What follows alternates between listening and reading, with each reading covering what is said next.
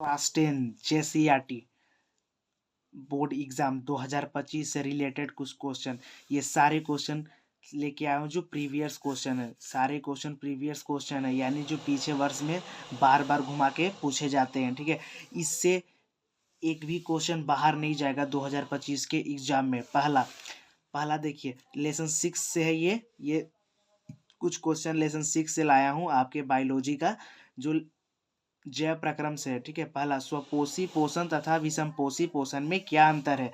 उसके बाद आप देखिए यहाँ पे, पचे हुए भोजन को अवशोषित करने के लिए क्षुद्रांत को कैसे अभिकल्पित किया गया है। प्रकाश संश्लेषण के लिए आवश्यक कच्ची सामग्री का पौधे कहाँ से प्राप्त करते हैं।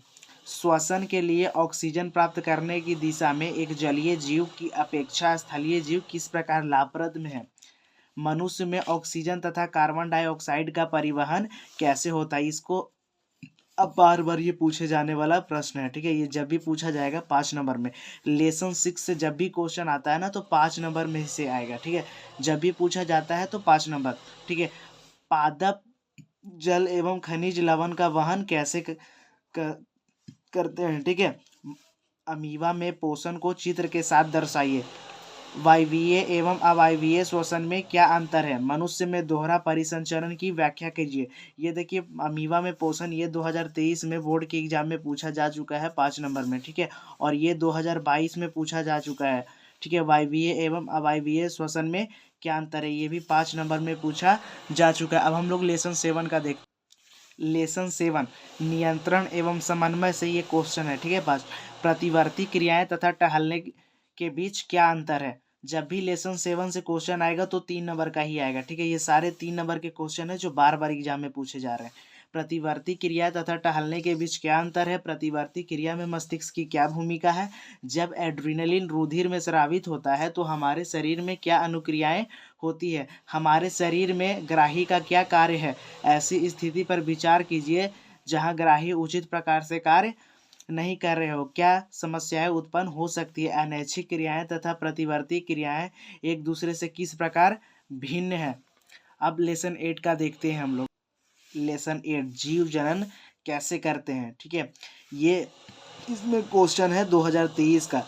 ठीक है, ज़्यादातर इसमें इस लेसन में ना 2 ही नंबर का क्वेश्चन पूछा जाता है। 2 ही नंबर से इस लेसन में से आता है एक क्वेश्चन। कभी कभी जैक वाला 3 नंबर का भी पूछता है। ठीक है, तो ज़्यादातर वो 2 नंबर से ही इस लेसन से लेता है। 2 नंबर के ये मोस्ट इम्पॉर्टेंट क्वेश्चन है। ठीक है, इसे हम लोग देखेंगे। पहला, डीएनए प्रतिकृति का प्रजनन में क्या महत्व है। ये क्वेश्चन 2 नंबर में पूछा जा चुका है 2023 के एग्जाम में।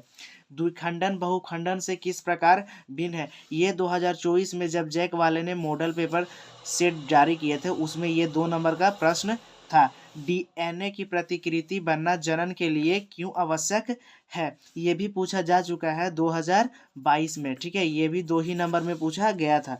परागन क्रिया निषेचन से किस प्रकार भिन्न है।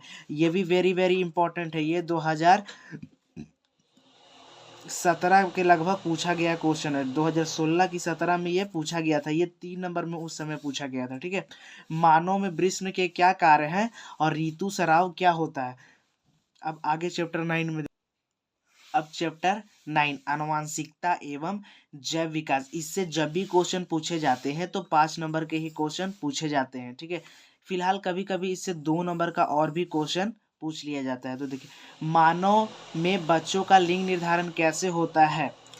मानव में बच्चों का लिंग निर्धारण कैसे होता है। ठीक है, ये दूसरा, मेंडल के प्रयोगों से कैसे पता चलता है कि लक्षण प्रभावी अथवा अप्रभावी होते हैं। दूसरा, विभिन्न लक्षण स्वतंत्र रूप से वंशानुगत होते हैं।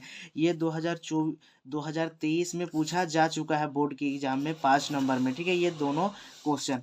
ठीक है, समजात तथा समरूप अंगों का उदाहरण देकर समझाइए। ये भी आएगा ना तो 3 नंबर में आएगा। ठीक है, विकासीय संबंध स्थापित करने में जीवाश्म का क्या महत्व है। जीवाश्म से हम कभी कभी ज़्यादा ही पूछा जाता है प्रश्न। ठीक है, फिलहाल तो इसमें जो कुछ दिन से नहीं पूछा गया है तो ये पूछ सकता है जैक वाला।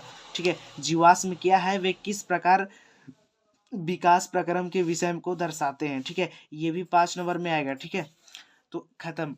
ऐसे ही वीडियो देखना है तो हमें सब्सक्राइब करें।